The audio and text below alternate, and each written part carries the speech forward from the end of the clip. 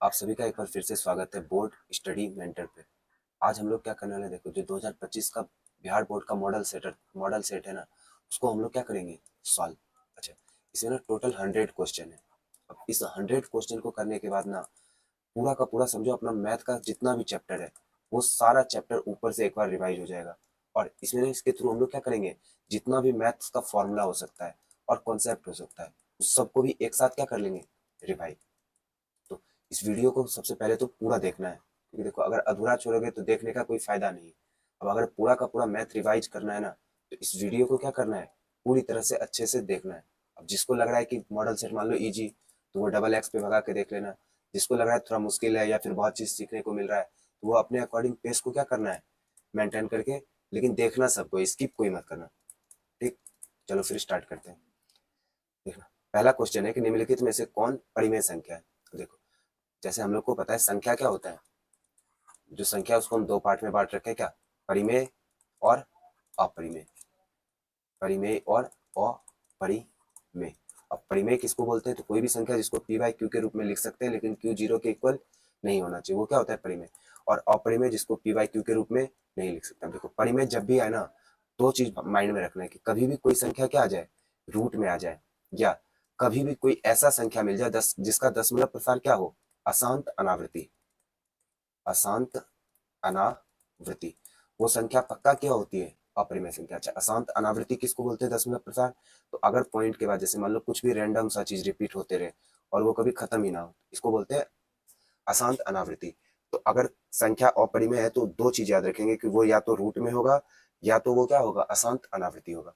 जैसे देखना पहले के ऑप्शन को अगर देखे ना, ए बी और सी और डी को, तो हमको साफ सी नंबर में दिख रहा है। 1/√4 का मतलब क्या हुआ, 1√4 का 2। तो ये तो पी बाई क्यू बन रहा है और रूट में भी नहीं है, तो पहले का आंसर क्या हो गया, सी। देन दूसरा, यदि m एक पूर्णांक है तो प्रत्येक विषम पूर्णांक किस रूप का होगा। तो याद रखेंगे कभी भी m या n एक संख्या है ना, तो प्रत्येक जो विषम संख्या होता है वो हमेशा किस रूप का होता है, 2m+n 1। ऐसे ही प्रत्येक जो सम संख्या होती है ये किस रूप की होती है, 2m। क्लियर। तो इसका आंसर क्या है, देखो पूछ रहा है विषम पूर्णांक, तो विषम पूर्णांक है तो 2m+1। अगर क्वेश्चन रहता है सम पूर्णांक तो उस केस में आंसर क्या हो जाता, 2m। क्लियर। देन अगला है, निम्नलिखित में से किसका दशमलव प्रसार शांत है। देखो कभी भी ना मान लो x/y करके समथिंग कोई संख्या दे रखा हो और इसको पूछे इसका दशमलव प्रसार शांत है या अशांत, तो सिंपल सा फंडा है, y का क्या कर लेना है, अभाज्य गुणनखंड।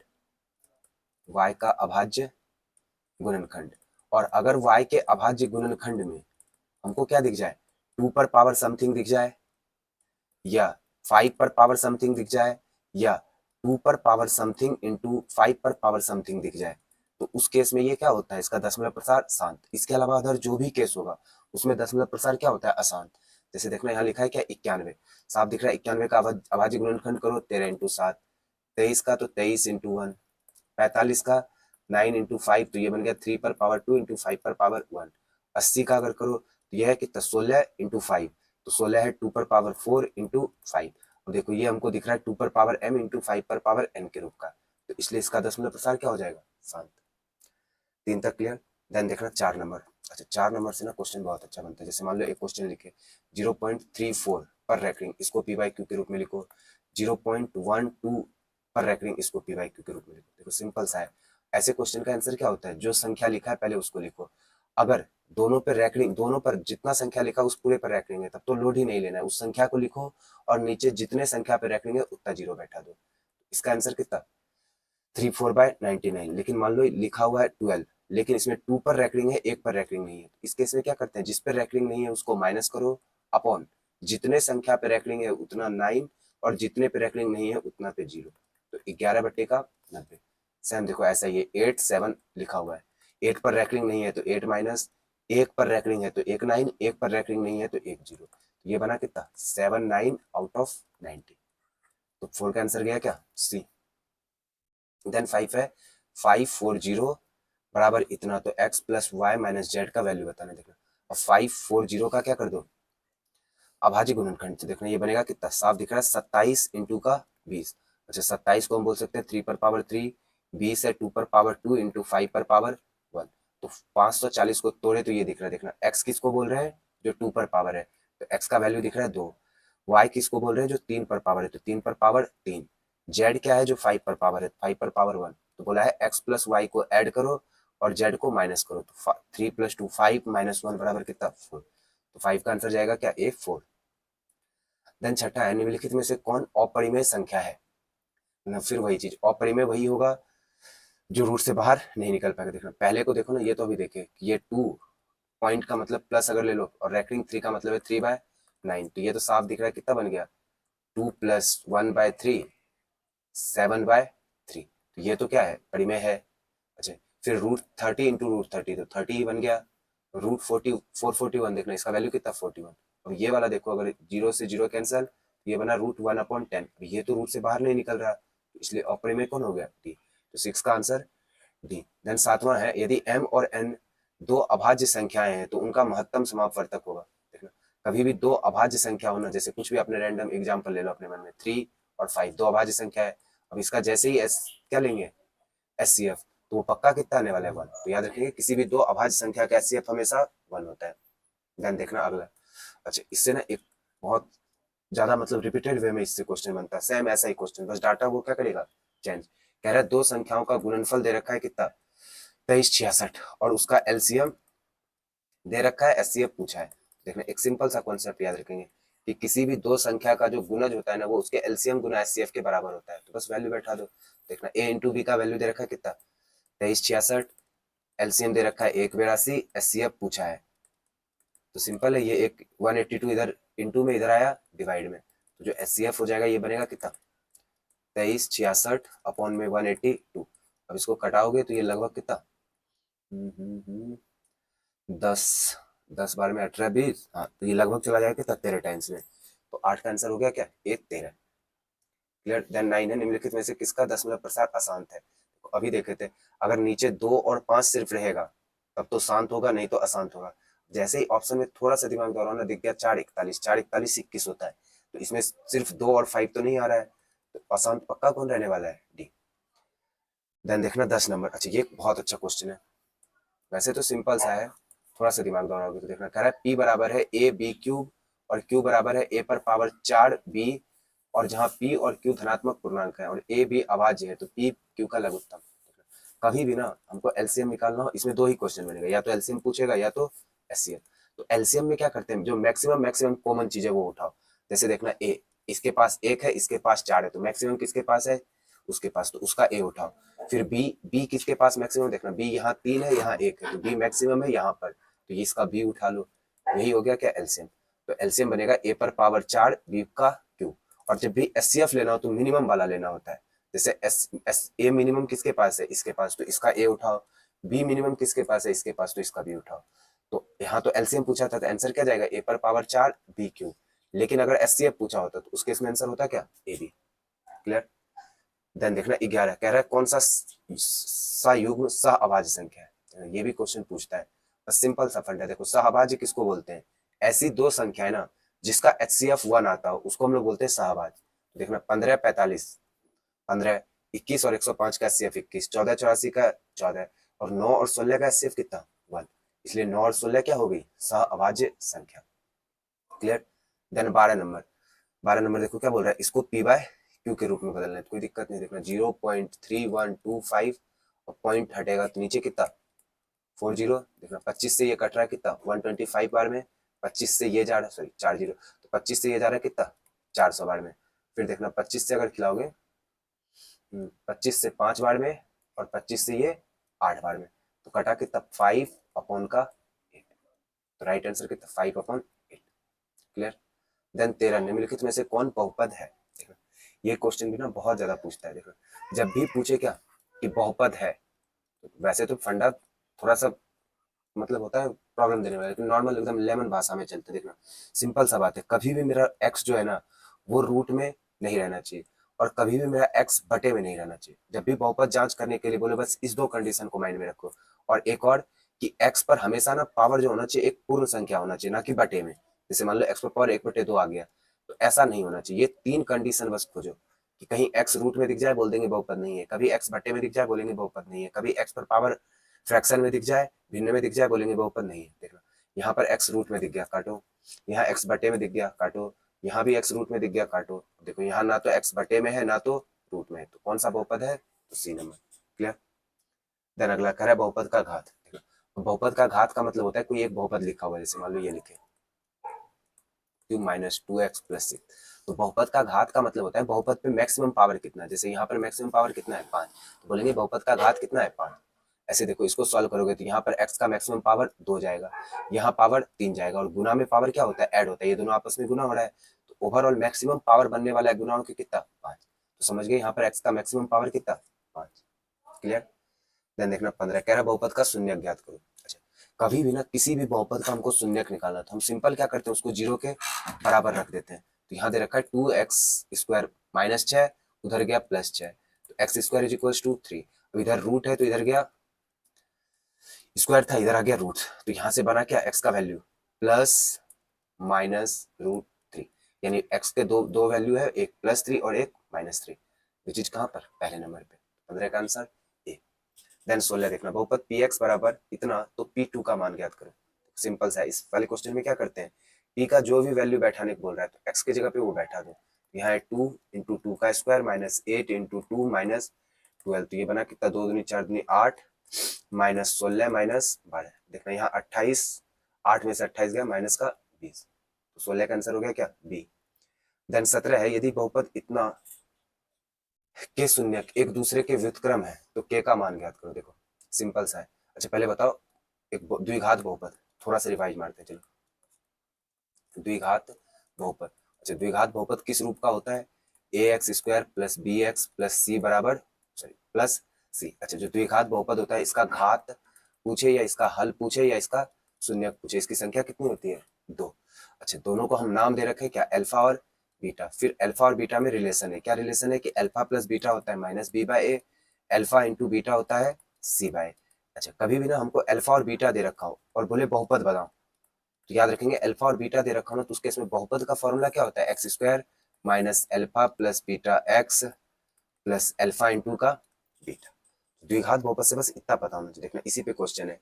अच्छा यहाँ पर दे रखा है कि इसके जो शून्यक है ना वो एक दूसरे के व्युत्क्रम है, व्युत्क्रम का मतलब होता है उल्टा, यानी अल्फा बराबर है किसके 1/बीटा के। अच्छा यहाँ से बोल सकते हैं हम कि अल्फा इंटू बीटा, बीटा इधर डिवाइड इधर आया इंटू, तो अल्फा इंटू बीटा बराबर 1।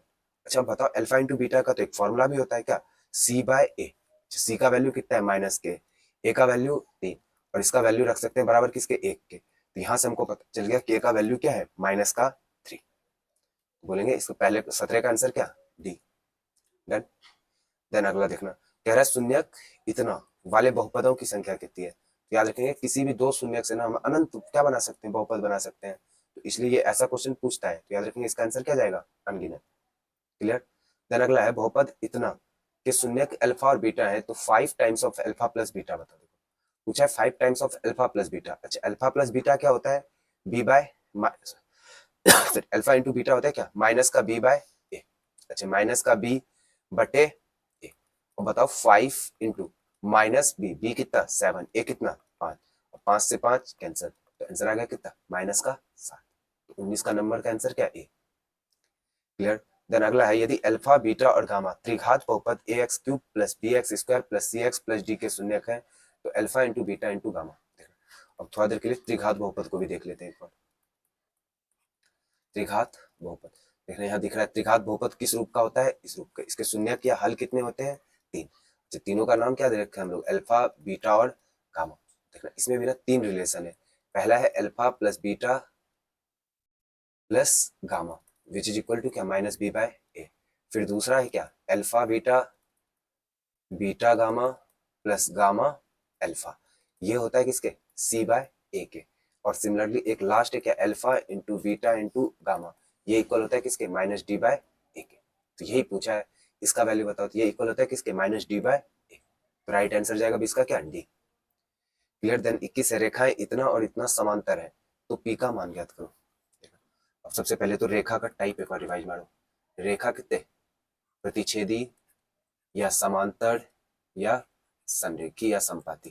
देखना जो प्रतिच्छेदी रेखा होता है इसका शर्त क्या होता है a1 by a2 does not equal b1 by b2। फिर जो समांतर होता है इसका शर्त क्या होता है कि a1 by a2 equals b1 by b2 does not equal c1 by c2। फिर जो संपाती होता है इसका क्या शर्त होता है कि a1 by a2 equals to b1 by b2 equals to c1 by C2। अच्छा, अब रेखा जितने बार काटते हैं ना उतना ही इसका हल होता है। तो बताओ जो प्रतिच्छेदी रेखा है इसका हल कितना, एक। अब समांतर रेखा एक दूसरे को काटती नहीं है तो इसका हल कितना, तो इसका एक भी हल नहीं, तो कोई हल नहीं। ऐसे देखना, संपाती रेखा एक दूसरे के ऊपर स्थित होता है तो ये अनंत बार एक दूसरे को काटती है, तो इसलिए इसके कितने हल, अनंत हल। क्लियर। अब देखना इसी पे क्वेश्चन था कि 5x प्लस पी वाई बराबर 6, 15x प्लस 9y बराबर 12, समांतर है तो p का मान। सिंपल, अगर समांतर है तो a1 बाय a2 बराबर होगा किसके, b1 बाय b2 के। तो a1 है 5, a2 है 15 बराबर b1 है p, b2 है 9। इसको कटाओ 5 से 3, फिर 3 से ये 3 टाइम्स, अब 3 उधर गया तो इंटू में, तो 1 इंटू का 3, 3। तो यहाँ से p का वैल्यू कितना, 3। होप 21 नंबर समझ में आया होगा। ठीक, ध्यान देखना अगला 22। यदि दो चरों में दो रैखिक समीकरणों के आलेख प्रतिच्छेदी हैं तो हलों की संख्या। देखो अभी बताया प्रतिच्छेदी रेखा के कितने हल होते हैं, केवल एक। और कोई हल नहीं किसका होता है, समांतर का। और अनंत हल किसके होते हैं, संपाती के। क्लियर। ध्यान देखना 23 नंबर है कि 5x माइनस 8y बराबर 0, 10x माइनस 18y बराबर 0। तो x और y का मान ज्ञात करो। देखो सिंपल सा है, दो इक्वेशन दे रखा है, दोनों को सॉल्व करेंगे x y का वैल्यू मिल जाएगा। ठीक, तो इसका सॉल्यूशन क्या करना है तुम लोग को कमेंट में बताना है। 23 नंबर। देन आगे बढ़ते हैं 24। यदि समीकरण इतना के मूल समान हो तो c का मान ज्ञात करो। अब देखना एक टर्म आया क्या, विविक्तर। विविक्तर, इससे बहुत ज्यादा क्वेश्चन पूछता है तो इसको समझेंगे। देखना इसको डिनोट करते हैं किससे, डी से। तो बताओ जो रामानुजाचार्य होता है द्विघात समीकरण को हल करने का, वो क्या होता है, एक्स बराबर minus b plus minus root under B square minus 4ac बटे का 2a। यहाँ से ये जो रूट अंडर में जो बी स्क्वायर माइनस 4ac है ना, इसी को हम लोग बोलते हैं क्या, विविक्तर। तो विविक्तर कुछ नहीं, बी स्क्वायर माइनस 4ac ही है। अच्छा, अब बताओ ये जो अपना विविक्तर है ये जीरो से बड़ा हो जाए, या पहले तो जीरो के बराबर लेते हैं, पहला केस लेते हैं कि डी क्या है, जीरो के बराबर है। देखो डी जीरो के बराबर, तो ये पूरा का पूरा खत्म। तो हर केस में आंसर क्या, माइनस बी बाय 2 है। तो एक्स का दो वैल्यू निकलेगा और दोनों बराबर होगा। तो जब डी जीरो होना तो इसमें बोलते हैं क्या, मूल समान होगा और वास्तविक होगा। क्लियर। अब दूसरा केस कि डी जीरो से बड़ा आ जाए, तो इस केस में क्या होगा, देखना डी जीरो से बड़ा है तो मूल तो दो अलग अलग निकलेगा, और अगर जीरो से बड़ा है तो रूट में कोई संख्या जो जीरो से बड़ा हो वो हमेशा क्या होता है, वास्तविक होता है। तो जो मूल है वो क्या होगा, मूल असमान और वास्तविक होगा। क्लियर। और थर्ड नंबर कंडीशन कि डी क्या हो जाए, जीरो से छोटा हो जाए। तो देखना कभी भी ना रूट में अगर निगेटिव नंबर आ जाए तो हम लोग बोलते हैं ये संख्या कैसा है, वास्तविक नहीं है या काल्पनिक है। तो डी जीरो से छोटा यानी रूट में छोटा नंबर यानी माइनस नंबर, तो ये पूरा का पूरा कैसा बनेगा, अवास्तविक। तो बोलेंगे इस केस में मूल क्या है, मूल काल्पनिक या अवास्तविक है। क्लियर। अब देखना इसमें बोला है क्या कि मूल समान है, तो मूल अगर समान है तो पक्का डी बराबर होगा किसके, जीरो के। अच्छा, डी निकलता कैसे है, बी स्क्वायर माइनस 4ac, ये बराबर है जीरो के। तो यहाँ से बोल सकते हैं कि बी स्क्वायर बराबर क्या, 4ac। अब चूंकि हमको सी का वैल्यू पूछा था तो 4a इधर भेज देते हैं, तो यहाँ से सी क्या बनेगा, बी स्क्वायर बटे का 4a। डन। देन अगला देखना, निम्नलिखित में से कौन द्विघात समीकरण नहीं है। तो निम्नलिखित में से कौन द्विघात नहीं है, देखो सिंपल सा है, हल करेंगे। यहाँ पर अगर इसको हल करने जाएंगे तो ये बनेगा कितना, x square plus 2 plus 4x plus 4, और इधर बन जाएगा 3x स्क्वायर माइनस 4×3 = 12। अब देखना ये इधर भी जाएगा तब भी हमको साफ दिख रहा है द्विघात ही है। तो पहला तो द्विघात है, दूसरा देखना एक्स स्क्वायर इधर माइनस एक्स स्क्वायर इधर आया plus x square 2x square, तो एक्स स्क्वायर है मैक्सिमम घात एक्स स्क्वायर ही है, तो ये भी द्विघात है। अच्छा, इसमें देखना अगर इसको करने दो, अपने पहले यहाँ जांच करते हैं। यहाँ 3x स्क्वायर है, अच्छा इसका स्क्वायर करोगे तो ये एक्स स्क्वायर इधर प्लस में उधर गया माइनस में, तो फिर भी 2x स्क्वायर, यानी एक्स स्क्वायर अभी भी बचा हुआ है। तो हमको साफ दिख गया ए में है, बी में है, डी में भी है। अब सी को जांच करने का भी जरूरी नहीं है, पक्का आंसर क्या जाने वाला है, सी नंबर। तो जब भी कभी पूछे ना द्विघात समीकरण नहीं है तो सबसे पहले आराम से उसको सॉल्व करेंगे और सॉल्व करके देखेंगे हर एक में किसमें एक्स स्क्वायर रह रहा है। जिसमें मैक्सिमम घात एक्स स्क्वायर रहेगा वो पक्का द्विघात होगा, जिसमें नहीं होगा वो द्विघात नहीं होगा। 25 तक डन। ध्यान देखना 26। यदि द्विघात समीकरण इतना का मूल 3 है तो दूसरा मूल ज्ञात करो। सिंपल सा है। अच्छा, मूल अल्फा प्लस बीटा का फॉर्मूला क्या होता है, माइनस बी बाय ए। तो माइनस माइनस 7/1, तो ये बना कितना, 7। अच्छा, अब एक मूल, चाहे इसको अल्फा बोलो बीटा बोलो, कोई भी एक मूल का वैल्यू 3 है, दूसरा मूल निकालना है तो 7। तो b बराबर कितना, 7 में से 3 गया 4, तो दूसरा मूल निकल गया कितना, सॉरी 7 में से 3 गया तो 4, डन। तो 26 का आंसर बी। देन 27 है, यदि द्विघात समीकरण इतना के मूल p और q हो तो p प्लस q का मान ज्ञात करो। देखो सिंपल सा है, अभी पढ़े थे कि अल्फा प्लस बीटा, बस क्या किया है, अल्फा और बीटा को p और q बोल दिया है। तो अल्फा प्लस बीटा क्या होता है, माइनस बी बाय ए, जहाँ पे b होता है x का गुणांक, a होता है x स्क्वायर का गुणांक। तो देखना x के साथ क्या है p, तो माइनस का p बटे एक्स स्क्वायर के साथ नहीं कुछ तो 1 है, तो माइनस पी बटे 1, तो ओवरऑल क्या जाएगा, माइनस का p। क्या हो रहा है, द्विघात समीकरण एक्स स्क्वायर बराबर पी एक्स प्लस क्यू बराबर 0 के मूल p और q हो, के मूल p और q हो तो p प्लस q का मान, साहब इसमें तो कुछ गड़बड़ दिख रहा है ना। 27 नंबर को थोड़ा सा मारना है क्या, इग्नोर, इसमें तो कुछ गड़बड़ दिख रहा है, p और q इसके मूल हो तो p प्लस q का मान, इसको छोड़ेंगे, इसमें थोड़ा गलती तो दिख रहा है कहीं ना कहीं, ठीक। तो इस क्वेश्चन को इग्नोर मारते हैं 27 नंबर। देन देखते हैं 28, द्विघात समीकरण 3x square minus 13x plus 10 बराबर 0 के विवेक्तर है। देखो अभी विवेक्तर का फॉर्मूला देखे थे क्या, बी स्क्वायर माइनस 4ac, तो b दिख रहा है क्या माइनस 13 का स्क्वायर करेंगे तो 169 माइनस 4ac, a है 3, c है कितना 10, तो ये बना 169 माइनस 120, तो आंसर हो गया कितना 49। तो राइट आंसर है कितना 28 का ए 49। देन 29 है, द्विघात समीकरण इतना के मूलों का गुणनफल ज्ञात करो। देखो यानी हमसे पूछा क्या, अल्फा इंटू बीटा। अच्छा पहले तो इसको अरेंज करते हैं सही से गुना करेंगे, ये बना 2x स्क्वायर प्लस 5x बराबर कितना 0। अच्छा बताओ अल्फा इंटू बीटा क्या होता है, c बाय ए। अच्छा c, जहां पर c किसको बोलते हैं, तो c होता है क्या कांस्टेंट टर्म, कांस्टेंट टर्म यानी नंबर वाला टर्म। अब देखो इसमें नंबर वाला टर्म कहीं दिख रहा है नहीं, तो अगर नंबर वाला टर्म नहीं दिख रहा है मतलब सी पक्का क्या है 0, और a एक्स स्क्वायर के साथ 2, तो 0/2, आंसर कितना 0। तो 29 का आंसर बी। देन 30 निम्नलिखित में से कौन समांतर श्रेणी में है, देखना समांतर श्रेणी में। अच्छा समांतर श्रेणी बोलते हैं किसको, देखना कोई भी चीज ना जो a plus D, a plus 2d, a plus 3d इस रूप में लिखा हो उसको बोलते हैं क्या, समांतर श्रेणी। यानी यानी अगर कोई एक प्रथम पद उठाओ उसमें कोई फिक्स नंबर ऐड करते जाओ अगले वाले पद में, तो ऐसे जो श्रेणी बनता है इसी को बोलते हैं क्या, समांतर श्रेणी। अच्छा अब जैसे देखना यहाँ पर देखते हैं 0 पॉइंट, ये इसका अगर डिफरेंस लेते जाओ तो कहीं से भी ना डिफरेंस सेम नहीं दिख रहा है सबका, तो ये एपी में नहीं है। अच्छा इसको अगर सही से देखें एक बार देखना, ये लिखा हुआ है क्या √7, ये लिखा हुआ है √28 को 7 चौके 28, तो 2√7। फिर देखना ये है 63, तो 9 इंटू 7 होता है, तो 9 का 3 निकला 3√7।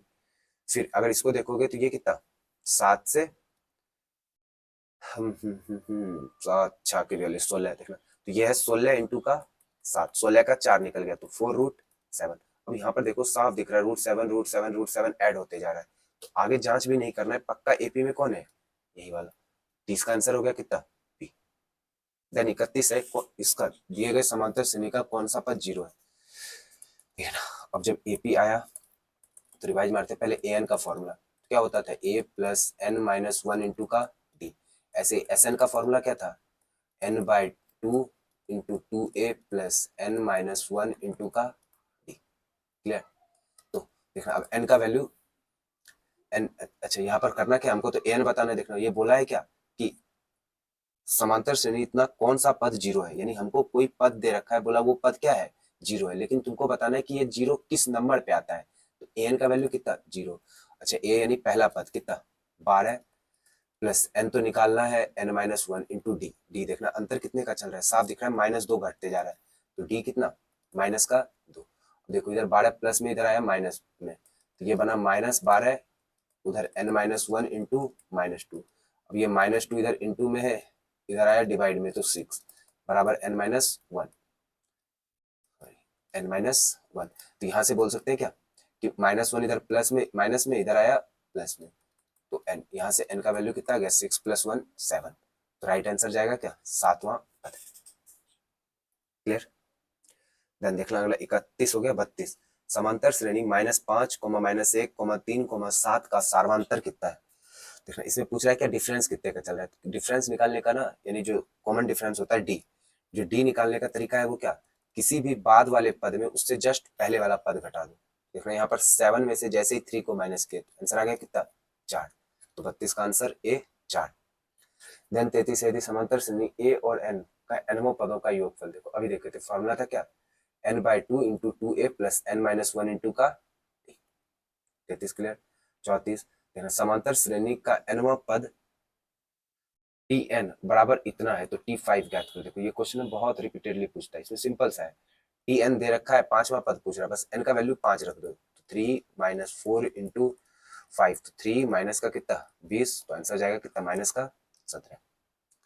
34 क्लियर।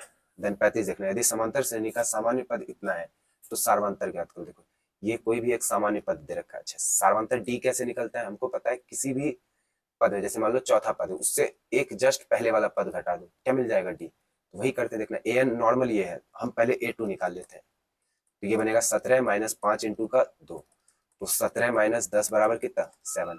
ऐसे ही एन का वैल्यू 1 रखते हैं, ए वन निकाल लेते हैं, ये बनेगा 17 माइनस 5 इंटू 1, तो 17 माइनस 5 इज इक्वल्स टू कितना 12।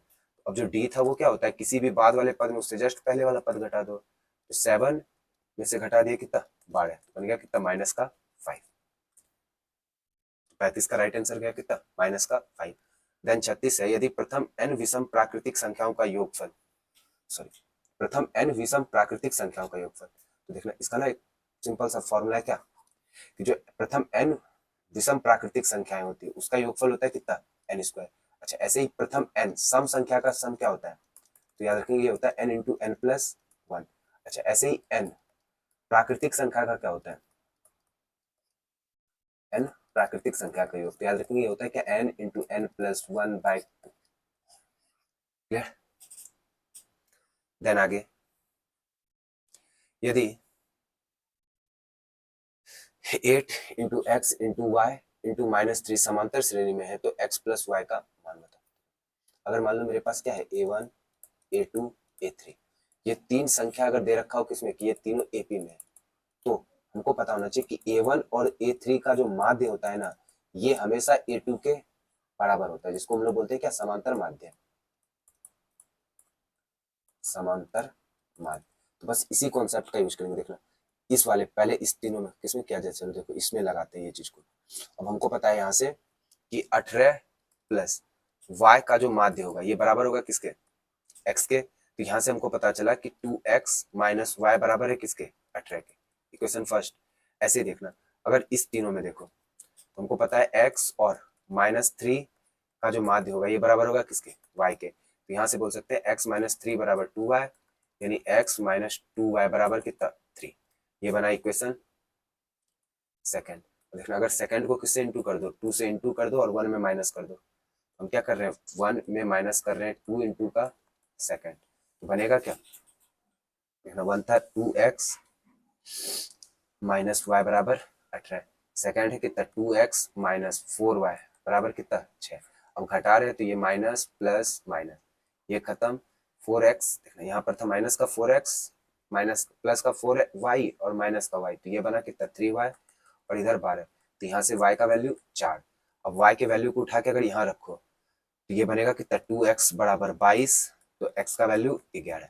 हमसे पूछा था क्या x प्लस वाई का वैल्यू बताओ, देखना x का वैल्यू निकाले 11, y का वैल्यू 4, तो x प्लस वाई आ गया कितना 15। बहुत तगड़ा क्वेश्चन था। क्लियर। 37 देन देखना 38 यदि साइन यदि a तथा b पूरक कोण हो तो, दे रखा है a और b पूरक होना चाहिए। पूरक कोण किसको बोलते हैं, तो किसी भी दो कोण का सम अगर कितना हो जाए 90 डिग्री तो हम बोलते हैं पूरक।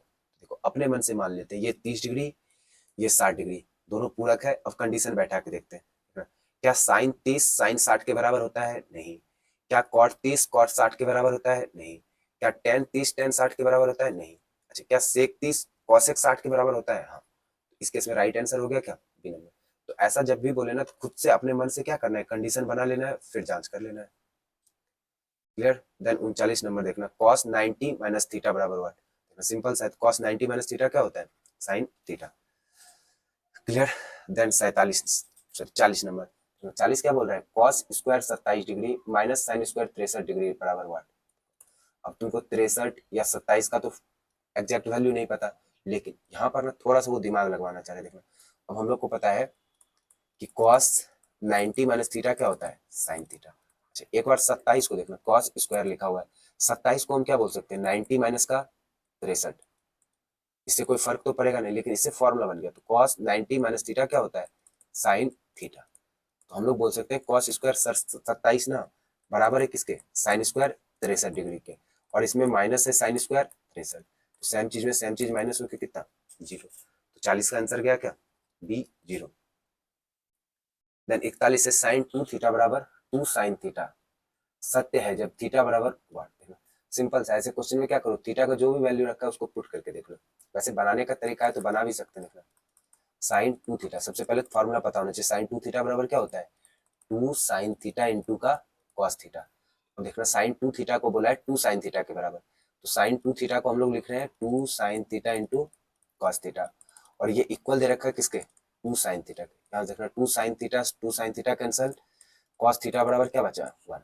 अब थीटा कितना रखें कि कॉस 1 दे दे, तो सिंपल सा है 0, क्योंकि कॉस 0 ही होता है कितना 1। तो यहाँ से आंसर गया कितना, डी 0। या जिसको आप मान लो साइन 2 थीटा का फॉर्मूला नहीं पता, उसके लिए भी सिंपल है, ये जरूरी करने याद भी करना कोई जरूरी नहीं, याद है तो ठीक, नहीं तो कोई दिक्कत नहीं।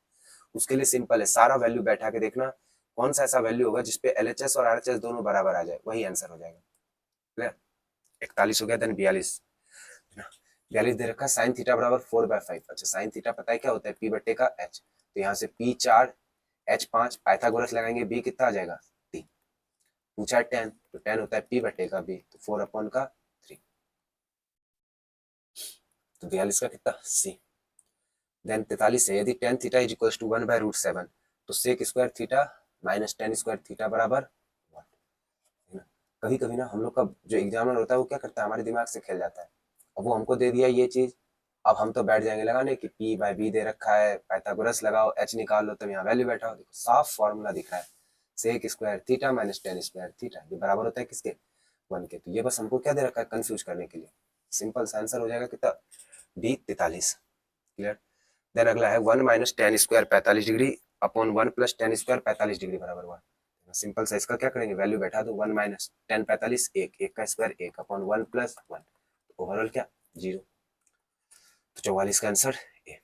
देन 45 है 3 कॉट स्क्वायर 60 डिग्री बराबर 1। देखना 3 इंटू कॉट, कॉट 60 कितना होता है 1/√3, इसका स्क्वायर कर दोगे तो ये बना 3 इंटू 1/3, कैंसल आउट होके कितना 1, तो 45 का आंसर डी।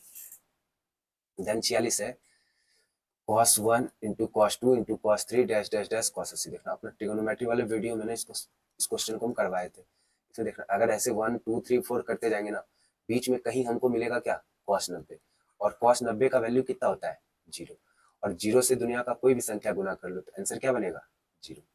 46 का आंसर सी।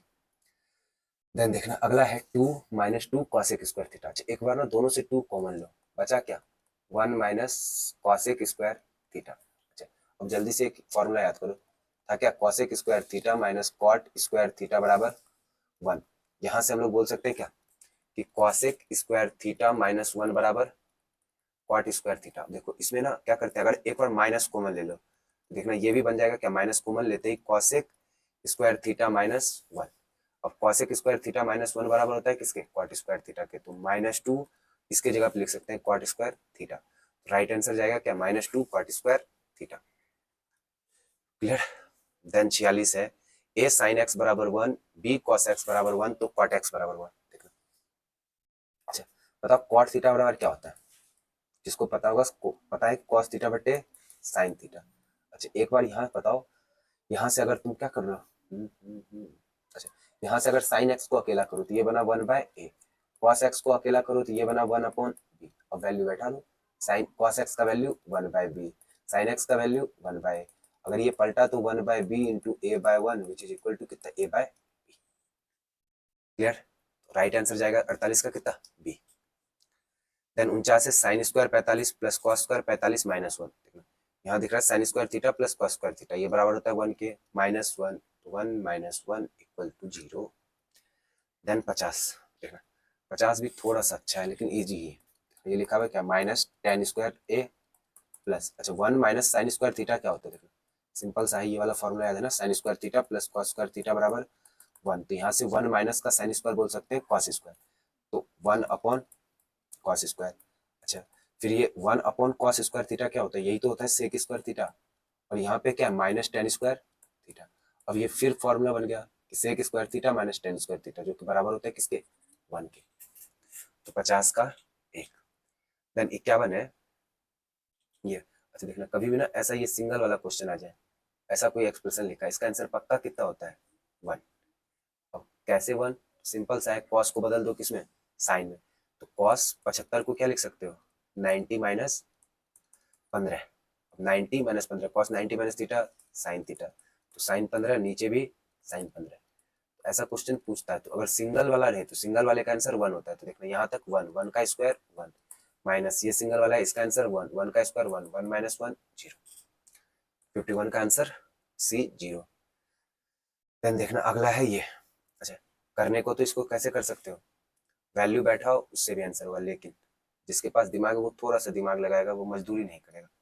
कॉस 60 बटे साइन 60। अच्छा, कॉस बटे साइन क्या होता है 10, इसको लिख सकते हैं। कॉस बटे साइन क्या होता है कॉट, इसको लिख सकते हैं कॉट 60 इंटू का टेन 60। अब cot into cot theta into tan theta का वैल्यू हमेशा कितना होता है 1।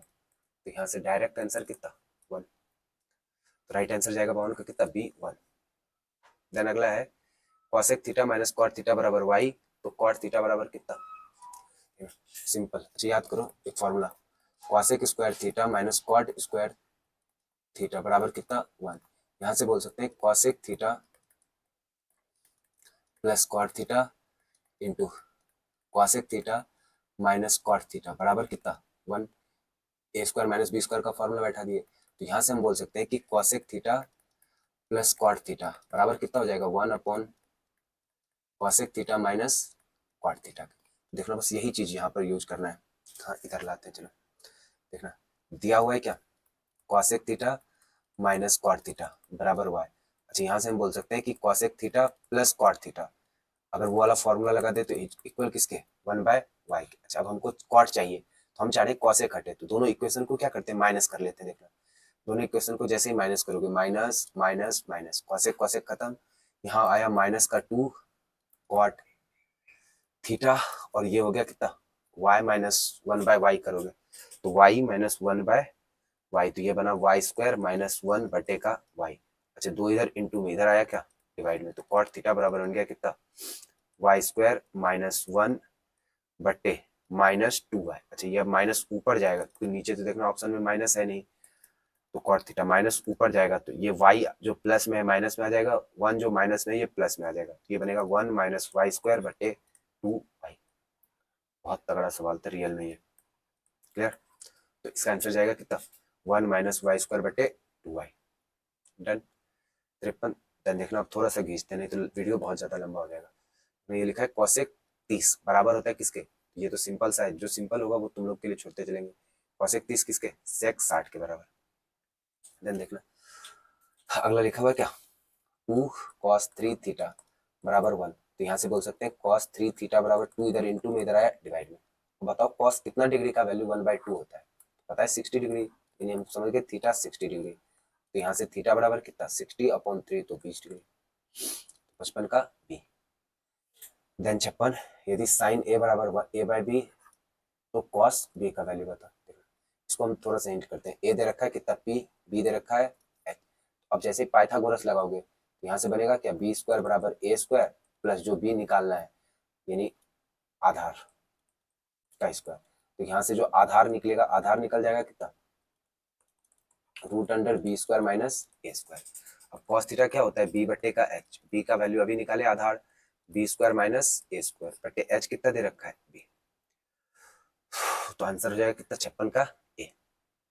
टेन 57, यदि tan theta plus cot theta बराबर 2 तो tan square theta plus cot square बराबर क्या, सिंपल है, दोनों तरफ क्या कर दो स्क्वायर, तो इधर बनेगा कितना टेन स्क्वायर, एक की जगह पर हम थीटा लिख रहे हैं तुम लोग यही समझना, tan square theta plus cot square theta plus 2 tan theta into cot theta बराबर 2 का स्क्वायर 4। अब देखो अभी बताया टेन इंटू कॉट का गुना कितना 1, तो इधर 2 प्लस में उधर आया माइनस में, तो माइनस का 2, तो जो tan square theta plus cot square theta बचा, ये बचा कितना 4 माइनस 2 बराबर 2, क्लियर। देन देखना 58 नंबर, 58 क्या बोल रहा है, 58 बोल रहा है यदि किसी चतुर्थांश में भुज और कोटि दोनों ऋणात्मक हो। देखना अब थोड़ा सा चतुर्थांश रिवाइज मार लेते हैं, ये पहला दूसरा तीसरा और चौथा। अच्छा, पहले में क्या होता है 7, दोनों चीज प्लस प्लस, दूसरे में x माइनस वाई प्लस, तीसरे में माइनस माइनस, चौथे में प्लस और माइनस। क्लियर। अच्छा, फिर कोई बिंदु किस रूप का होता है तो x कोमा वाई, x को क्या बोलते हैं भुज और y को कोटि। अच्छा, जो x होता है ना ये क्या करता है y अक्ष से दूरी बताता है, y अक्ष से दूरी। ऐसे ही जो y होता है ये क्या बताता है x अक्ष से दूरी। क्लियर। देखना वही सिंपल सा क्वेश्चन था, इसका आंसर कितना सी तृतीय।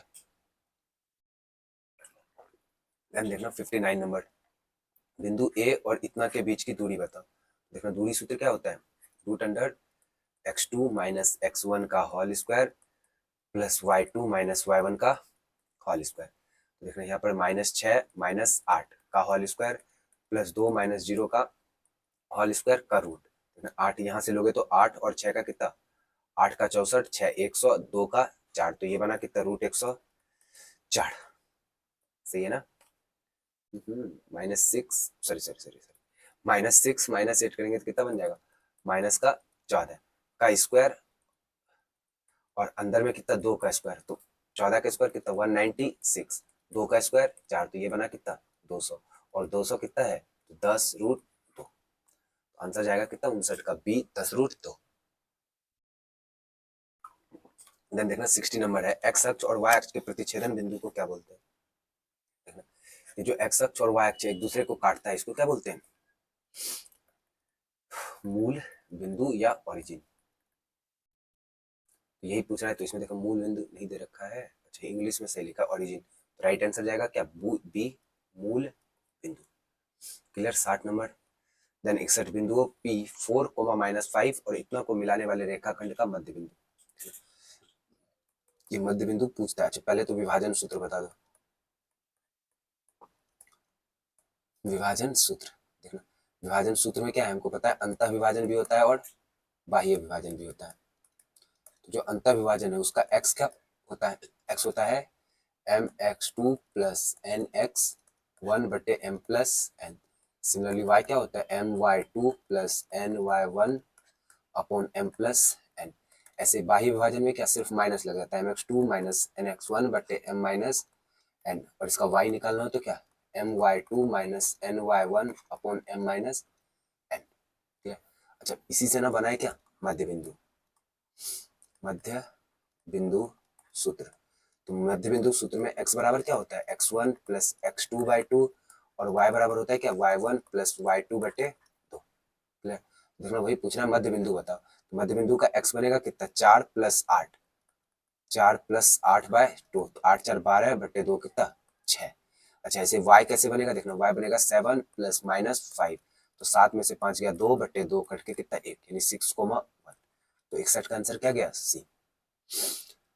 ध्यान देखना कह रहा है मूल बिंदु से बिंदु इतना की दूरी बता। तो मूल बिंदु से दूरी अभी बताया दूरी क्या होता है x2 माइनस x1, तो x2 माइनस x और x1 कितना 0 का whole square plus y2 minus y1 0 है का होल स्क्वायर का रूट लेंगे तो x square plus y square. तो ना मूल बिंदु से दूरी का डायरेक्ट फॉर्मूला याद रखें क्या होता है root under x square plus y square. 62 clear. ध्यान देखना 63, अच्छा कह रहा है 63 यदि बिंदु इतना और इतना संरेख है तो ए का मान ज्ञात करो। ये क्वेश्चन ना पूछता है 5 मार्क्स वाले क्वेश्चन में भी। ठीक, सबसे पहली बात तो अगर ऑब्जेक्टिव में पूछा है तो इसको तो इग्नोर मारेंगे कि बनाने जाओगे तो बहुत लंबा टाइम खाएगा। सिंपल सा है, सिंपल सा नहीं मतलब है थोड़ा अच्छा। त्रिभुज का क्षेत्रफल देखो, त्रिभुज का क्षेत्रफल का पहले तो फॉर्मूला बताओ क्या होता है half x1 y2 minus y3 plus x2 y3 minus y1 plus x3 y1 minus y2। तो अब करना क्या होता है देखना, कभी भी तीन बिंदु संरेखीय है, संरेखीय है मतलब एक रेखा में है। अब एक रेखा में तो ऑब्वियस है इससे बने त्रिभुज का क्षेत्रफल पक्का क्या रहने वाला है 0। तो सिंपल इस तीनों बिंदु को क्षेत्रफल वाले फॉर्मूले पे बैठा के 0 के बराबर रख देंगे, वहां से ए का वैल्यू मिल जाएगा। तो जिसको भी इंटरेस्ट हो ना सॉल्व करने में इसको सॉल्व करना और कमेंट में इसका आंसर बताना। क्लियर। 63 देन 64 देखना y बराबर 7 का आलेख निम्न में से किस बिंदुओं से होकर गुजरे। देखो साफ दिख रहा है y बराबर 7। अच्छा अगर ग्राफ बनाओ तो y बराबर 7 का मतलब है ना ये रेखा 7 के पैरेलल ही चल रहा है। देखना अगर ये 7 के पैरेलल है, y बराबर 7 है, यानी कोई भी बिंदु हो, अगर इस रेखा पर स्थित कोई भी बिंदु होगा ना तो उसका y पक्का कितना रहेगा 7। तो देखना इसका y 7 है क्या, नहीं 3 है, इसका y 7 है क्या, नहीं 3 है, इसका y 7 है क्या, नहीं 1 है, इसका y 7 है क्या, हाँ है। राइट आंसर 64 का क्या, सी। क्लियर। देन 65 है, y अक्ष से बिंदु इतना की दूरी बताओ। अभी बताए थे y अक्ष से दूरी क्या दिखाता है, x, तो इसका आंसर कितना 4, और x अक्ष से दूरी कौन बताता है, y, तो अगर x अक्ष से दूरी पूछता 6 होता, लेकिन y अक्ष से दूरी पूछा है तो क्या हो जाएगा 4। क्लियर। देन अगला है 66, बिंदु a कोमा b और b c कोमा d को मिलाने वाले रेखाखंड को ए बी लैम्डा अनुपात 1 में अंतः विभाजित करने वाले बिंदु y का निर्देशक। देखो अभी बताए थे अंतः विभाजित में y क्या होता था, my2 प्लस ny1 बटे m प्लस n। अच्छा अब लेकिन m और n की जगह पे क्या रखा है, लैम्डा और 1, और y1 की जगह पे कितना, देखना y1 की जगह पे b है और y2 की जगह पे d है, बस सही से बैठा देते हैं। देखना m की जगह पे लैम्डा है तो लैम्डा, y2 की जगह पे d है तो लैम्डा d हो जाएगा, प्लस n की जगह पे 1 है इंटू y1 की जगह पे कितना है b बटे लैम्डा प्लस 1, यानी बना क्या लैम्डा d प्लस b बटे लैम्डा प्लस 1, तो लैम्डा d प्लस b बटे लैम्डा d प्लस 1, आंसर कितना ए। देन 67 है, किसी वृत्त के व्यास के सिरों का निर्देशांक p q इतना है तो इसके केंद्र का निर्देशांक बताओ। ये सारा अब जितना भी क्वेश्चन है ना सारा एकदम लेवल का क्वेश्चन है, ठीक, तो थोड़ा सा कंसंट्रेट करके देखेंगे। दो बिंदु दे रखा है p 8 कोमा -6 और एक दे रखा है q -8 कोमा 6। अब ये दोनों को मिलाएंगे ना, ये बोला है क्या कि ये दोनों क्या है, व्यास का सिरा है ये ना, हाँ व्यास का सिरा है, तो हमको पता है व्यास का जो मध्य बिंदु होता है यही होता है क्या, केंद्र, यानी घुमा फिरा के ना इस दोनों का जो मध्य बिंदु होगा वही हो जाएगा अपना क्या, केंद्र। तो यहाँ पर केंद्र का नियामक पूछा है तो इस दोनों का मध्य बिंदु, तो 8 प्लस -8 0 0 बटे 2 0, यानी x 0 रहने वाला। देखो एक ही ऑप्शन में x 0 दिख रहा है, तो आगे चेक भी नहीं करेंगे, आंसर क्या हो जाएगा 67 का डी। देन 68 है, एक त्रिभुज का केंद्र 4,0 है और इसके दो शीर्ष 3,4 और इतना है, तो तीसरा शीर्ष ज्ञात करें। अच्छा अब जल्दी से एक बार त्रिभुज के केंद्रक का फॉर्मूला बता देते हैं। त्रिभुज के केंद्रक का फॉर्मूला क्या होता है, इसका x, y निकालना है, तो x के लिए होता है x1 plus x2 plus x3/3, ऐसे ही y होता है y1 plus y2 plus y3/3।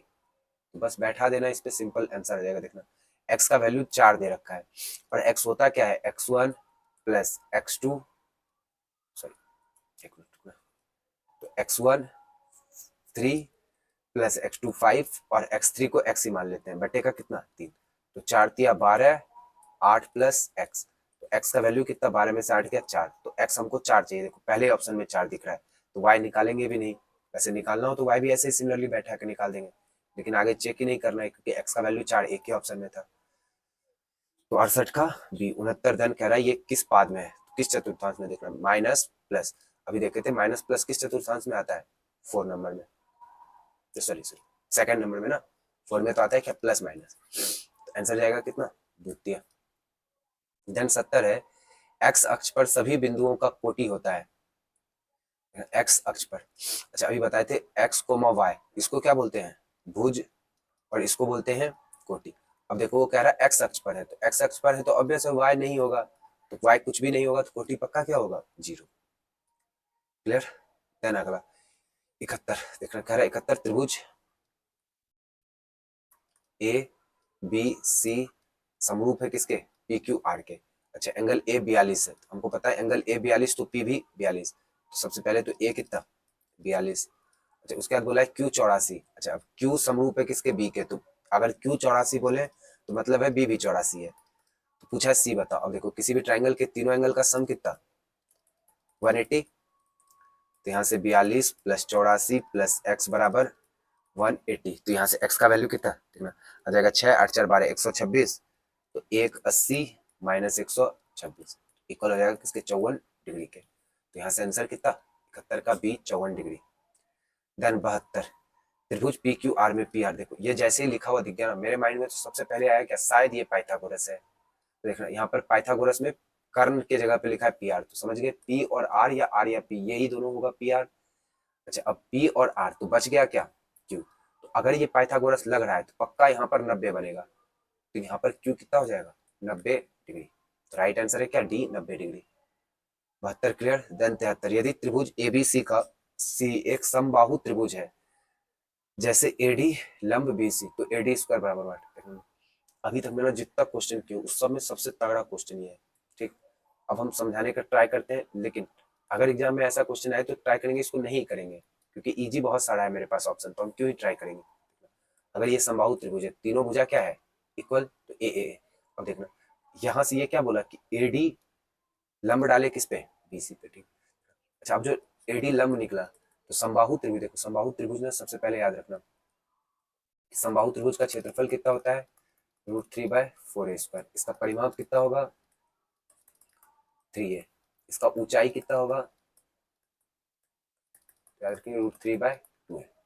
देखना जो इसका ऊंचाई एडी है ये कितना हो जाएगा √3/2 एक है। अच्छा अब ये क्या बोल रहा है, देखो हर ऑप्शन में देखो बोल रहा है ये कि बताओ एडी स्क्वायर किसके बराबर है। अच्छा एडी का स्क्वायर करेंगे तो √3/2a का स्क्वायर करेंगे तो ये आएगा कितना 3a²/4। अब तुमको मैच करना है कि इसमें से कौन इसके बराबर है, 3a²/4 के बराबर है। अच्छा देखना एक चीज में एक कॉन्सेप्ट और पता होना चाहिए, समबाहु त्रिभुज में जो लंब होता है ये सामने वाले भुजा को दो इक्वल पार्ट में बांटता है। अगर ये पूरा ए था तो ये हो जाएगा a/2, सिमिलरली ये भी हो जाएगा a/2। अब वेरीफाई करो सब चीज किसके कौन इक्वल है।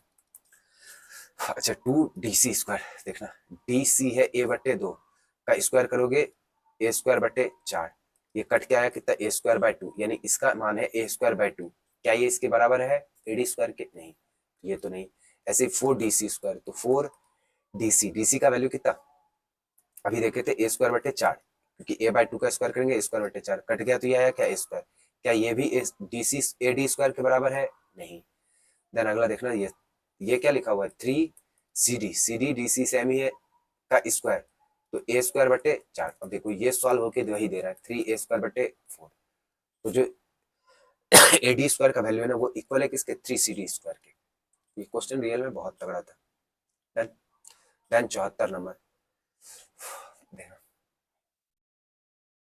एक त्रिभुज है। अच्छा त्रिभुज देके जब भी बोले ना कि डी पैरेलल है बीसी के, तो साफ समझ में आ रहा है कि त्रिभुज है क्या ए बी सी, और ये पक्का बोला कि ए बी पर डी है ए सी पर ई है, दोनों को मिलाए तो ये फिगर जब भी बन गया भेजा में क्या चमकना चाहिए, थेल्स प्रमेय, थेल्स प्रमेय क्लियर। अच्छा देखना थेल्स प्रमेय क्या बोलता है कि अगर इसके ये समांतर है तो ए डी बटे डी बी बराबर होगा किसके ए ई बटे इसी के। बस वैल्यू दे रखा होगा वही सिंपल सा बैठा है, देखो क्या बोला वो कि ए डी बटे डी बी दे रखा है कितना 4/5, और ए सी 18 है।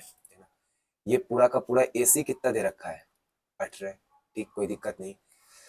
अब देखना ये पूरा ए सी 18 है।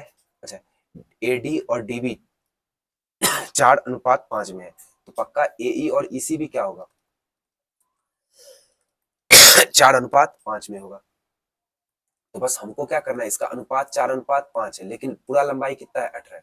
देखना 5 4 9, 9 यूनिट का वैल्यू 18 है, तो 1 यूनिट का वैल्यू यहाँ से कितना हो जाएगा 2। अब जो पूछा है उसको डबल कर देंगे, देखना पूछा है ए, तो ए 4 यूनिट है, लेकिन रियल में हमको पता है कि 1 यूनिट का वैल्यू 2 है, तो 4 यूनिट का वैल्यू 8, तो जो ए है उसका वैल्यू कितना आ जाएगा सॉरी 8 सेंटीमीटर। देखना 75 नंबर, एक मिनट रुकना।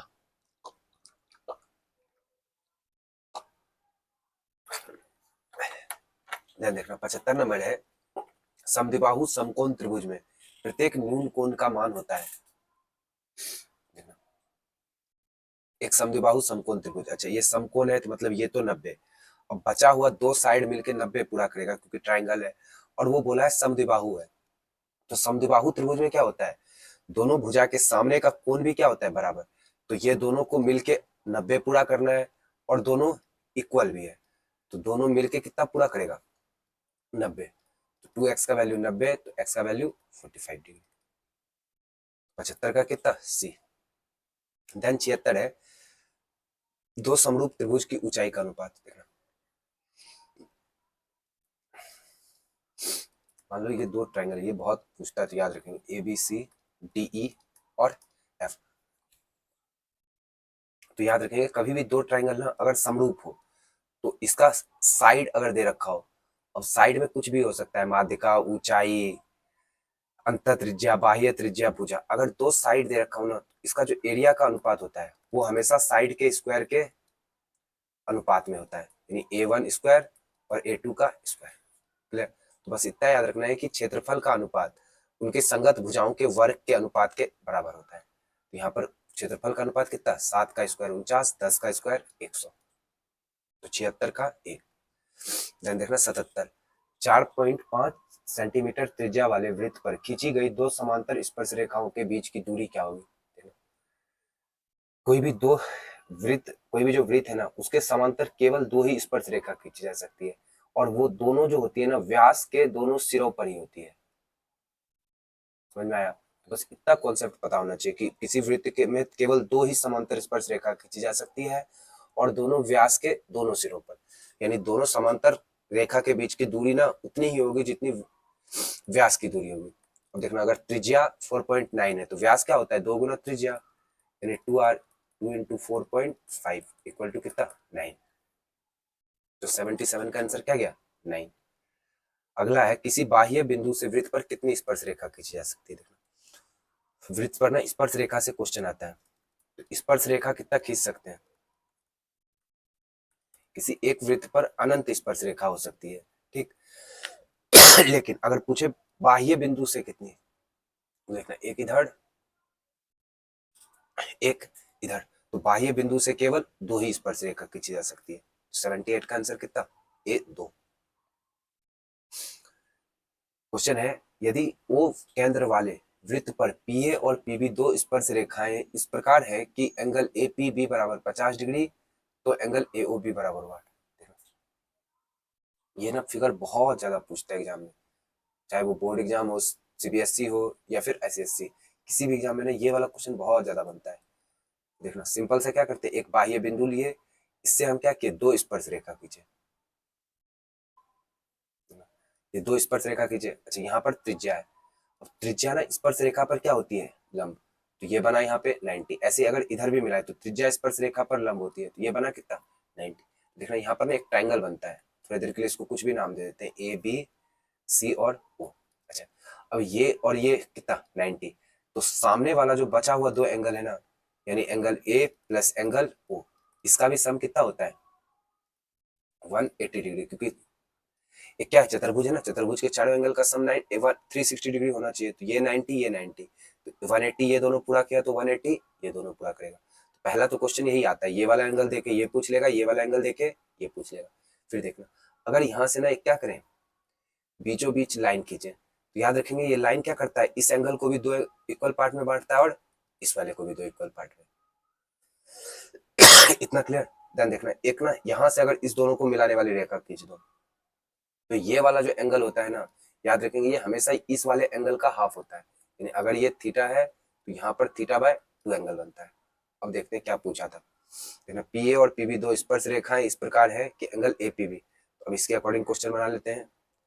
P से दो स्पर्श रेखा खींचा है, PA और B, कह रहा है एंगल APB कितना दे रखा है, 50, पूछ रहा है एंगल AOB बताओ। अभी बताए दोनों का एंगल का सम कितना, 180, तो ये 50 तो ये 130। समझ में आया? देन अगला 80, नीचे दी गई आकृति में बिंदु O वृत्त का केंद्र है तथा एंगल AOB 30 डिग्री, तो एंगल OBA का मान बताओ।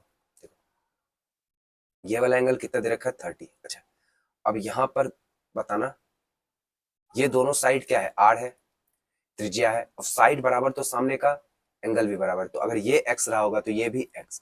अब देखना x प्लस 30, चूंकि ट्राइंगल है तो तीनों एंगल का सम 180, तो यहाँ से 2x, 30 उधर गया तो 150, तो यहाँ से बोल सकते हैं x का वैल्यू कितना, 75 डिग्री। क्लियर? तो राइट आंसर हो जाएगा कितना, C 75। देन देखना 81 है, 8 सेंटीमीटर त्रिज्या वाले एक वृत्त है जिसकी त्रिज्या कितना है, 8 सेंटीमीटर, इसके केंद्र से 17 मीटर की दूरी पर स्थित एक बिंदु से खींची गई स्पर्श रेखा, देखो ये है, इससे एक स्पर्श रेखा खींचेंगे, मान लो ये स्पर्श रेखा है। अब पूछ रहा है इस स्पर्श रेखा की क्या करो, लंबाई बताओ, मान लेते थोड़े देर के लिए, ये P है, ये O है, ये ए है। अब अभी बताए थे कि अगर केंद्र से त्रिज्या पर रेखा खींचो तो यह हमेशा क्या होता है, लंब होता है। केंद्र त्रिज्या से स्पर्श रेखा पर क्या बनता है, लंब बनता है, तो ये 90। जैसे ही ये 90 बोला, ये 17 दे रखा है, ये हमको पता है 8। देखो पाइथागोरस नहीं लगेगा क्या यहाँ पे, समकोण त्रिभुज जैसे ही बन गया, बोल सकते हैं 17 का स्क्वायर बराबर 8 का स्क्वायर प्लस एपी स्क्वायर। तो यहाँ से पी ए या एपी जो भी बोलो का स्क्वायर कितना, 17 का 289 माइनस कितना 64, तो ये बना 225। अब इसका रूट ले लेंगे तो आ जाएगा कितना 15। तो जो स्पर्श रेखा की लंबाई है वो इक्वल हो जाएगा किसके, 15 के। देन 82 है, एक घन के विकर्ण की लंबाई इतनी है, तो इसका संपूर्ण पृष्ठ क्षेत्रफल बताओ। ठीक है, जो घन का विकर्ण होता है, अच्छा घन से रिलेटेड जल्दी जल्दी बताना। इसका विकर्ण होता है कितना, √3 है। इसका वॉल्यूम बताओ, ए क्यूब। अच्छा इसका वक्र पृष्ठ क्षेत्रफल 4a², कुल पृष्ठ क्षेत्रफल 6a²। ठीक है, देख रहे हैं यहाँ पर √3a का वैल्यू है 5√3, तो यहाँ से दिख गया ए का वैल्यू कितना 5। और पूछा है संपूर्ण पृष्ठ क्षेत्रफल, तो संपूर्ण पृष्ठ क्षेत्रफल यानी 6a², तो 25, 25 इंटू 6 150, तो 82 का आंसर हो गया कितना बी। देन 83 है, यदि एक बेलन और शंकु की त्रिज्या सॉरी, यदि एक बेलन और शंकु की त्रिज्या और ऊंचाई समान हो तो उनके आयतनों का अनुपात क्या होगा। अब लेते हैं, देखो चित्र के द्वारा करते हैं। मान लो ये बेलन है और एक शंकु है। अच्छा बेलन का आयतन कितना, पाई r² h, शंकु का 1/3 पाई r²। पाई तो कांस्टेंट है तो कट गया। वो बोला है r और h भी सेम है, यानी दोनों r² h यहाँ और यहाँ सेम है। अब ये 1/3 पलटेगा तो क्या बनेगा 3/1, तो अनुपात आ गया कितना 3:1। क्लियर। देन देखना 84, 84 सुराही। अच्छा सुराही किसको बोलते हैं, ये वाला जो पार्ट होता है ना, इसी को हम लोग बोलते हैं क्या, सुराही। तो सुराही लगभग कैसा होता है, इसमें एक गोला होता है और एक बेलन होता है। आंसर हो जाएगा कितना 84 का ए सिंपल। कह रहा है एक घड़ी की मिनट की सुई द्वारा 45 मिनट में कितना कोण बनेगा। देखो अब हमको पता है मिनट का सुई ना 60 मिनट चलता है और टोटल कितना डिग्री कवर करता है 360, तो एक मिनट में कितना बनाता है ये 6 डिग्री। अब पूछा है 45 मिनट में, तो 45 इंटू का 6 कर देंगे कितना जाएगा 270। देन 86 अर्धवृत्त। देखना अब जैसे ही अर्धवृत्त आया, पहले तो बताओ अर्धवृत्त का क्षेत्रफल कितना होता है, हमको पता है पूरे वृत्त का पाई², अर्धवृत्त का कितना हाफ पाई²। अच्छा इसका परिधि कितना होता है, तो पूरे वृत्त का 2πr, तो इसका आधा यानी πr।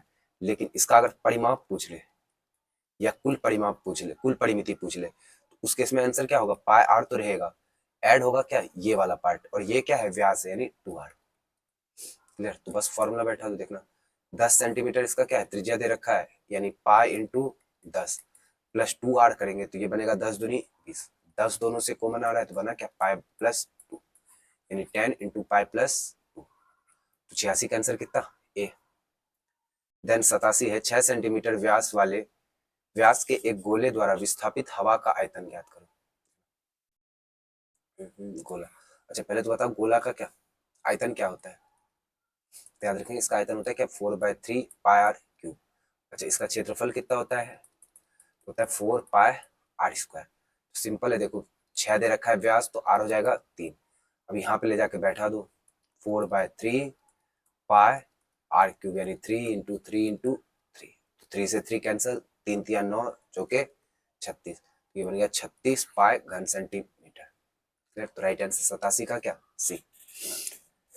देन 88 देखो त्रिज्यखंड का क्षेत्रफल पूछा है। त्रिज्यखंड का क्षेत्रफल क्या हो जाता है पाई r² थीटा अपॉन 360। देखना आर की जगह पे वो बोल दिया है पी, तो बस आर की जगह पे पी रख देंगे, तो pi p² theta upon 360। 88 clear. Then 89 देखना अर्धगोला। अच्छा अब जैसे ही अर्धगोला आया, सबसे पहले तो बता इसका आयतन, इसका आयतन होता है कितना 2/3 पाई आर क्यूब। फिर इसका वक्र पृष्ठ क्षेत्रफल होता है कितना, वक्र पृष्ठ क्षेत्रफल 2 पाई r²। फिर इसका कुल पृष्ठ क्षेत्रफल तो याद रखेंगे 3 पाई r²। देन अब यहाँ पर देखना वो क्या बोला है संपूर्ण पृष्ठ क्षेत्रफल दे रखा है, यानी मेरे पास 3 पाई r² का वैल्यू 462 दे रखा है। यहाँ से r का वैल्यू निकाल लेंगे, फॉर्मूला बैठाएंगे r का वैल्यू आ जाएगा। तो इसको क्या करना कमेंट में इसका आंसर बताना। देखना अगला 90 समबाहु त्रिभुज का क्षेत्रफल 81√3 है, तो इसकी भुजा बता। देखो अभी देखे थे समबाहु त्रिभुज का क्षेत्रफल कितना, √3/4a² इक्वल इतना, √3 से 3 गया तो a² बराबर कितना, 81 इंटू का 4, यहाँ से a निकलेगा कितना, 81 का 9, 4 का 2 तो 18, तो a हो जाएगा साइड भुजा कितना, 18 सेंटीमीटर। क्लियर। देन अगला, 3 पासों के उछाल में संभव परिणाम। देखना जब एक पासा उछालते हैं ना तो 6 घटना होता है, जब 2 उछालते हैं 6 इंटू 6 होता है, जब 3 उछालेंगे 6 इंटू 6 इंटू 6 हो जाएगा, यानी 216। क्लियर। तो 91 का ए। देन 92 है, यदि कोई घटना घटित नहीं हो सकती तो उसकी प्रायिकता। अगर कोई घटना घटित नहीं हो सकती तो उसको क्या बोलते हैं, असंभव घटना। असंभव घटना। और जो घटना एकदम फिक्स है, होगा ही, उसको बोलते हैं क्या, निश्चित घटना। तो जो असंभव घटना है इसका प्रायिकता कितना होता है, 0, और जो निश्चित घटना है इसका प्रायिकता कितना होता है, 1। क्लियर। अच्छा, एक चीज और याद रखें, किसी घटना के होने की प्रायिकता और उसी घटना के नहीं होने की प्रायिकता का जोड़ हमेशा कितना होता है, 1। और यहाँ से एक और चीज याद रखेंगे, किसी घटना की जो प्रायिकता होती है वो हमेशा 1 या 1 से छोटी और 0 या 0 से बड़ी होती है। डन। देन 93, एक पासा एक बार फेंका जाता है, अभाज्य संख्या आने की प्रायिकता क्या होगी। पासा फेंकने पे क्या क्या आ सकता है, 1 2 3 4 5 और 6। अब इसमें से कुल घटना कितना हो गया, तो जो टीएस हो गया कुल घटना वो कितना, 6। अच्छा, जो एनएस है यानी मेरे अनुकूल घटना वो कितना, देखना हमको चाहिए क्या, अभाज्य संख्या। तो अभाज्य कौन कौन है, 2 3 5, तो टोटल 3 अभाज्य संख्या है, मतलब अनुकूल घटना हो गया 3। तो देखना अनुकूल घटना 3, कुल घटना 6, तो प्रायिकता हो गया 3/6 कट के कितना, 1/2। तो 93 का बी। देन 94 कह रहा, अच्छी तरह से फेंटी गई एक ताश की गड्डी में से एक पत्ता यादृच्छा निकाला जाता है, इसका काला रानी होने का प्रायिकता। देखना अगर पत्ता फेंक रहे हैं तो कुल घटना कितना, तो पत्ता फेंकना मतलब पत्ता में टोटल कितना, 52 पत्ता। अब इसमें हमको पता है, देखना पूछ रहा है रानी। अच्छा, रानी तो 4 होता है, लेकिन इसमें भी बोल रहा है काली रानी। देखना अब हमको पता है कि 4 में से ना 2 2 का अलग अलग रंग होता है, 2 होता है एक कलर का, 2 होता है दूसरे कलर का। तो जो काला रंग का रानी हो जाएगा वो कितना, 2। तो अनुकूल 2, कुल 52 कट के कितना, 1/26। 94 का बी। देन 95, 2 सिक्कों को उछाल में एक भी शीर्ष नहीं आए। देखना एक भी हेड नहीं आए, तो ये हेड नहीं आएगा तो फिर क्या आएगा, टेल आएगा। 2 सिक्का को उछाल रहे हैं तो टोटल देखना लिख ही लेते हैं, 2 सिक्का उछालो तो क्या क्या आएगा, या तो हेड हेड, या तो हेड टेल, या तो टेल टेल, या तो टेल टेल। यही 4 कंडीशन बनेगा ना। अब कह रहा है इसमें से एक भी हेड ना आए, तो एक भी हेड कहां पर नहीं आया, यहाँ पे। तो अनुकूल घटना 1 है, कुल घटना 4 है, प्रायिकता कितना हो जाएगा, 1/4। 95 डन। डन 96 कह रहा है इसका बहुलक बताओ। बहुलक, अच्छा बहुलक किसको बोलते हैं, जो बार सबसे ज्यादा बार रिपीट हुआ। तो 23 एक बार, 2 बार, 3 बार, तो 23 3 बार है। इसके अलावा 22 1 2 बार, साफ दिख रहा है 23 ही ज्यादा रिपीट हुआ। तो आंसर जाएगा क्या, 96 का ए। 97 कह रहा है 5 आंकड़ों का माध्य 14 है तो एक्स बता। देखो अच्छा, माध्य निकालते कैसे हैं, संख्याओं को योग, यानी x, x+1, x+2, x+3, x+4, ये हुआ ना, 1 2 3 4 और 5। और माध्य निकालने के लिए सबका योग बट्टे टोटल संख्या, ये बराबर है किसके, 14 के। देखना यहाँ से 1 2 3 4 5, तो ये बना 5x, यहाँ पे बना 2 1 3 3 6 4 10 प्लस 10 बराबर 14 पंचे 70। तो 5x बराबर कितना, 60। तो यहाँ से x का वैल्यू 12। तो 97 का आंसर कितना, सी 12। इधर 98 निम्नलिखित में से कौन केंद्रीय प्रवृत्ति का माप नहीं है। देखो जो केंद्रीय प्रवृत्ति होता है ना, वो किसको हम बोलते हैं, माध्य, माध्यिका और बहुलक को। तो केंद्रीय प्रवृत्ति का माप कौन नहीं है, परिसर। देन 99 है, प्रथम 8 अभाज्य संख्याओं का माध्यिका है। प्रथम 8 अभाज्य संख्या का माध्यिका पूछा। अच्छा, प्रथम 8 माध्य संख्या लिखो पहले, कौन कौन होगा, 2 3 4 सॉरी 4 कह रहे, 2 3 5 7 11 13। अच्छा कितना हुआ, 2 2 4 2 6 13। इसके बाद कितना, 17 और 19। अब कह रहा है इसका माध्यिका। तो माध्यिका पहले तो बढ़ते क्रम में सजाते हैं, तो बढ़ते क्रम में ही सजाए हैं।